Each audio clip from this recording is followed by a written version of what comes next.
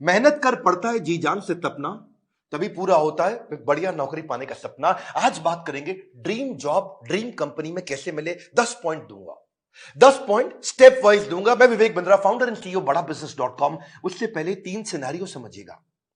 पहला सिनेरियो, जो काम करने में आपको बहुत मजा आता है और आपको अच्छे से करना भी आता है, लेकिन अगर उसके पैसे अच्छे नहीं मिले आपको तो आप जिंदगी भर गरीब रह जाएंगे।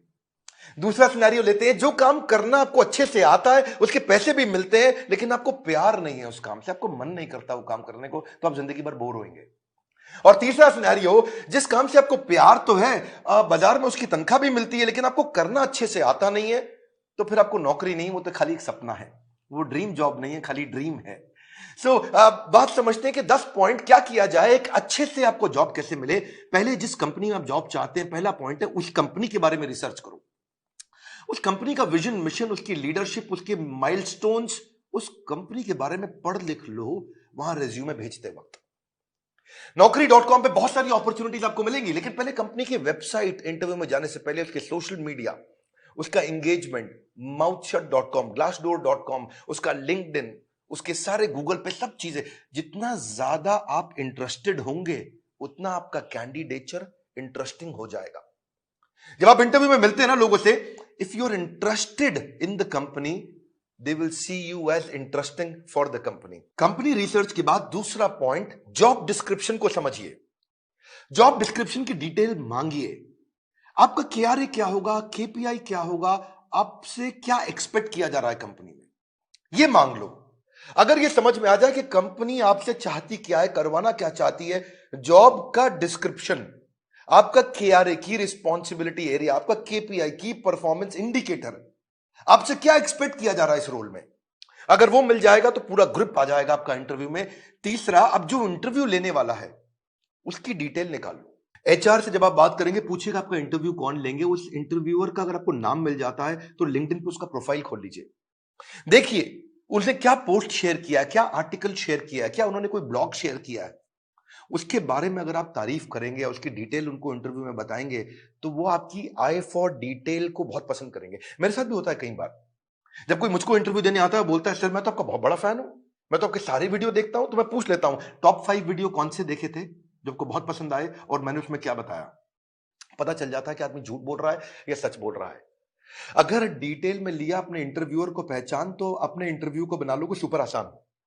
इसको क्या कहते हैं, failing to plan means planning to fail. Plan करके जाइए, इंटरव्यूअर के बारे में पढ़ के जाइए। अब्राहम लिंकन भी बोला करते थे ना कि अगर मुझे पेड़ काटना हो, मेरे पास 8 घंटे हो, तो 6 घंटे तो मैं केवल धार लगाऊंगा, 2 घंटे में पेड़ काट दूंगा। 6 घंटे धार क्या लगाऊंगा, मतलब क्या, इतनी तैयारी कर लूंगा कि 2 घंटे में पेड़ अपने आप कट जाएगा।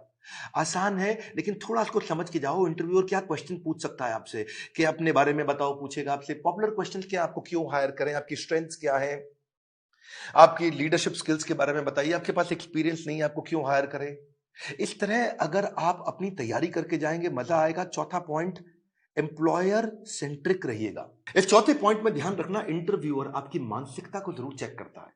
अपने आंसर्स को ऐसे कस्टमाइज करिए, आप आत्म प्रेरित, सेल्फ मोटिवेटेड दिखने चाहिए। एक एम्प्लॉय मानसिकता का होता है, एक इंट्राप्रेन्योर मानसिकता का होता है। हमारे एवरीथिंग अबाउट एंटरप्रेन्योरशिप कोर्स में हम इंट्राप्रेन्योर की बहुत बात करते हैं। एम्प्लॉय वो जो नौकरी करता है, इंट्राप्रेन्योर वो क्यों करता तो नौकरी है, पर उसका बिहेवियर ओनर जैसा होता है।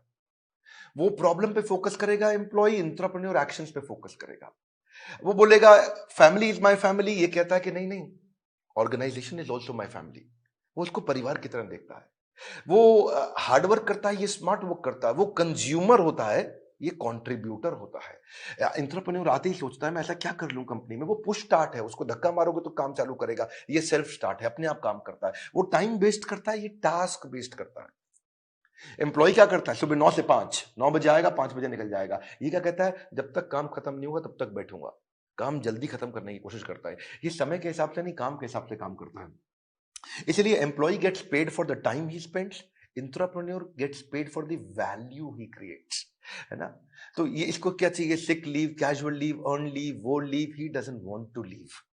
तो आपके जो आंसर है ना, वो उससे आपका नेचर, आपका बिहेवियर, आपका कल्चर पता लग जाएगा। ये ब्रेकडाउन में खत्म हो जाता है, ये ब्रेकडाउन में ब्रेक थ्रू क्रिएट कर देता है। ये बिहेवियर नेचर पता चल जाता है। पांचवा पॉइंट, अपना असेसमेंट भी करके जाइए, जो कि आपके इंटरव्यू में दिखाई पड़ेगा। सनातन गोस्वामी चैतन्य महाप्रभु से बोले के आमी, क्या बात हुआ कि मैं हूं कौन, आप पहचानिए अपने आप को। कृष्ण ने भी गीता के अंदर बहुत बात किया, ये आपको पोजिशनिंग में हेल्प मिलेगा आपको। आप एक्शन मैन है, पीपल मैन है, आइडिया मैन है, प्रोसेस मैन है, आपकी मेजर स्ट्रेंथ्स क्या है, उसको स्किल के साथ मैच कर लीजिएगा। देखिएगा कि जो जॉब डिस्क्रिप्शन है ना, जो मैंने पीछे बताया था आपको, उसमें देखिए कि कंपनी का गोल क्या है, इस जॉब से कौन सा गोल अचीव करने वाले हैं, कंपनी में क्या प्रॉब्लम्स थी जो इस जॉब से वो सॉल्व कराने वाले हैं। और जब आप जाएंगे तो अपने हार्ड स्किल और सॉफ्ट स्किल को जरूर समझ के जाइएगा। ये छठा पॉइंट है। हार्ड स्किल कौन से होते हैं? ये वो स्किल होते हैं जो बेसिकली आप क्वांटिफाई कर सकते हैं, जैसे कि फॉरेन लैंग्वेज हो गया, डिग्री हो गया, सर्टिफिकेट हो गया, मशीन ऑपरेशन हो गया, आपका किसी प्रकार का कोई भी data mining, accounting, programming, software testing, ये सब हार्ड स्किल होते हैं। जिसमें कला आती है। जैसे फाइनेंस के अंदर बजटिंग, बिजनेस प्लानिंग होता है या प्रोडक्ट डेवलपमेंट होता है। लेकिन सॉफ्ट स्किल कौन से? बातचीत कैसे करते हो, आपका टीम वर्क कैसा है, आप डिसीजन ले पाते हो नहीं, लीडरशिप है कि नहीं, मोटिवेटेड रहते हो कि नहीं, सुनते हो ध्यान से कि नहीं, पीपल स्किल है कि नहीं, इंटरपर्सनल फ्लेक्सिबिलिटी, टाइम मैनेजमेंट, ये सारे सॉफ्ट स्किल है। उस तरफ हार्ड स्किल है। तो पहले से ही चेक करके जाइए, क्योंकि आपका see he who speaks without attentive ear is mute. क्या मतलब हुआ? जो बिना सुने बोलता रहता है, बोलता रहता है, जो बिना सुने बोलता रहता है, वो सबसे बड़ा गूंगा होता है। उसके बोलने का कोई फायदा नहीं है। इसलिए आपकी कम्युनिकेशन में सुनिए ध्यान से कि वो क्या डिमांड है आपसे। इफेक्टिव कम्युनिकेशन में 20% is only what you know, 80% is how do you feel about what you know. कैसे आप उसे कम्युनिकेट करते हैं। सीधे बैठिए, हमेशा स्माइल मेंटेन करिए। ऐसा करके आराम से रिलैक्स होकर के बैठने वाला तो जमेगा नहीं ना। कॉन्फिडेंट और इंफॉर्मेटिव लगते हैं जब आप अच्छा कम्युनिकेशन और सॉफ्ट स्किल मैनेज कर पाते हैं। सातवां है, अब मौका ढूंढिए कि आप भी कोई ऐसा क्वेश्चन करें जिस क्वेश्चन से इंटरव्यूअर को लगे यार ये आदमी बुद्धिमान है। एक बात बताऊं आपको कि knowledge is having the right answer, but intelligence is asking the right question. ज्ञानी व्यक्ति के पास उत्तर होता है, पर बुद्धिमान व्यक्ति के पास प्रश्न होता है। अगर आपने कोई ऐसा प्रश्न किया जिस प्रश्न से वो बहुत इंप्रेस हो सकता है, जैसे आप उनसे पूछिए इस बारे में, इस रोल से आप कौन सी प्रॉब्लम सॉल्व करना चाह रहे हैं, इस रोल के माध्यम से आप कौन सा गोल अचीव करना चाह रहे हैं, इस रोल से आप मेरी परफॉर्मेंस को कैसे इवैल्यूएट करेंगे। कितना पावरफुल आप प्रश्न पूछते हैं, यह भी सामने वाले को इन्फ्लुएंस करता है। आठवां, सैलरी नेगोशिएशन की बात आए तो बहुत जोर मत डालिएगा। अनरियलिस्टिक सैलरी हाइक से सामने वाला समझ जाता है ये केवल पैसे के लिए नौकरी करने आया है, ये वैल्यू नहीं क्रिएट कर पाएगा। इसलिए वैल्यू क्रिएशन पे फोकस करिए, वैल्यूएबल अपने आप आएगा। मैं इसमें आपको हमारे जो दूसरे डायरेक्टर हैं संजय कथोरिया जी, इनका आपको 2015-16 का एक्सपीरियंस शेयर करता हूं। एक बार ये श्रीलंका में एक कंपनी के चेयरमैन के पास इंटरव्यू देने गए और कंपनी के चेयरमैन ने एक ही बात पे इनकी मर्जी की सैलरी दे दी। और वो क्या बात थी? जब उन्होंने पूछा क्या सैलरी लोगे, तो ये कहते हैं I believe in creating value and then sharing value. क्या मतलब हुआ इसका? कि मैं पहले 100 दिन आपके लिए वैल्यू क्रिएट करूंगा, अगर वैल्यू क्रिएट हो गई बढ़िया, तो उसके बाद आप उस वैल्यू को शेयर कर देना मेरे साथ, तब आप तनख्वाह मेरे हिसाब से दे देना। अभी आपको जो समझ में आता हो आप दे सकते हो मुझे, लेकिन मैं वो काम करके दिखाऊंगा, वो वैल्यू क्रिएट करूंगा, तब मैं वैल्यूएबल डिमांड करूंगा। Create value then share value. ये बात सामने वाला इतना इंप्रेस हुआ, बोला कोई बात नहीं, 100 दिन की बात की है, आज ही बता दो क्या तनख्वाह लोगे। जब आप वैल्यू क्रिएट करने पे फोकस करते हो, पहले कहते हो मैं वैल्यू क्रिएट करूंगा, बाद में अपना शेयर लूंगा, इससे सामने वाले को आप पे बहुत कॉन्फिडेंस आ जाता है। सैलरी नेगोशिएशन पे बहुत फोकस मत करिए, मेन मुद्दा समझिए, वैल्यू क्रिएशन पे फोकस करिए। सैलरी नेगोशिएशन अपने आप हो जाएगी जब वैल्यू क्रिएशन का सामने कॉन्फिडेंस आ जाएगा कि आप करके क्या दिखा सकते हैं जॉब में। 9वां पॉइंट, अपने रेज्यूमे पे ध्यान दीजिएगा। ये हालांकि मैं थोड़ा पहले भी बता सकता था 9वां पॉइंट, पर ध्यान रखिए अपने लाइवली और एक्शन ओरिएंटेड वर्ड लिखिए। रेज्यूमे लंबा मत बनाइए, 6 पेज 8 पेज 10 पेज का, क्योंकि जो रिक्रूटर होता है या जो इंटरव्यूअर होता है वो उसके पास ज्यादा समय नहीं है देखने के लिए। बुलेट पॉइंट्स में लिखिए ताकि मैक्सिमम चीजें कैप्चर हो जाएं कम समय में। सीक्वेंस के अपना एक्सपीरियंस लिखिए, और अगर एक्सपीरियंस ज्यादा नहीं है तो कोई बात नहीं, आपने आज तक जो भी कहीं पे थोड़ा बहुत इंटर्नशिप भी किया तो वो भी डालिए। एक कवर लेटर अगर आप बना सको ना तो वो गेम चेंजर होता है अपनी एग्जैक्ट पोजिशनिंग के लिए, कि आपके पास स्किल है और कंपनी को ये जरूरत है, तो कंपनी की जरूरत और आपके स्किल कैसे मैरी कर सकते हैं आपस में, कैसे मैरिज होगी।